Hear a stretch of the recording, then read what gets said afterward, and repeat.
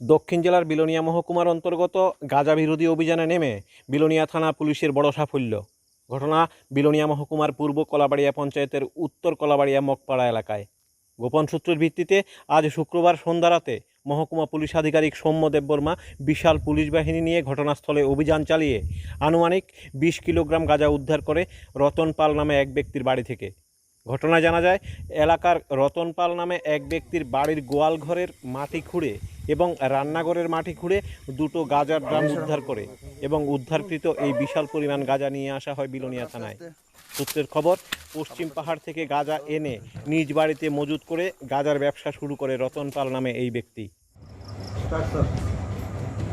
আজকে আমরা বিলোনিয়া থানার অধীনে সন্ধ্যাবেলায় যখন করোনা কারফিউ ডিউটি চলছিল তখন আমাদের কাছে সিক্রেট ইনফরমেশন আসে বিলোনিয়া থানায়, বিলোনিয়া ওসির কাছে, যে উত্তর কলাবাড়িয়া স্থিত এক জৈন রতনের বাড়িতে কিছু গাঁজা মজুদ আছে বাড়ির পরিসরের ভেতরে।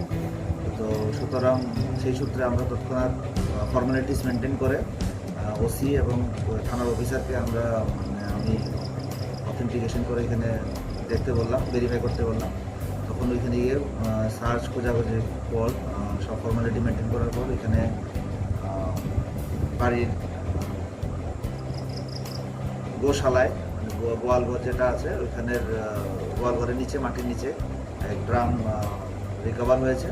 আর আরেকটা বাড়ির রান্নাঘর থেকে, এই রান্নাঘরের পাশেই মাটির নিচে থেকে আরেকটা ড্রাম উদ্ধার করা হয়েছে। তো আনুমানিক এখনও কাজ চলছে, ওজন করা হয়েছে আনুমানিক ড্রাম সহ 22 কিলোর কাছাকাছি, 22 কেজির কাছাকাছি পাওয়া হয়েছে।